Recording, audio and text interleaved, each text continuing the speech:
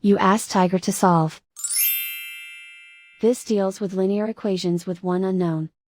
The final result is x equals 4/3. Let's solve it step by step.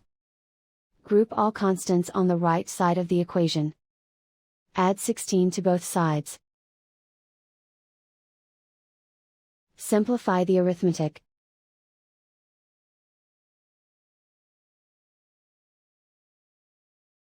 Isolate the x. Divide both sides by 12. Simplify the fraction. Find the greatest common factor of the numerator and denominator. Factor out and cancel the greatest common factor.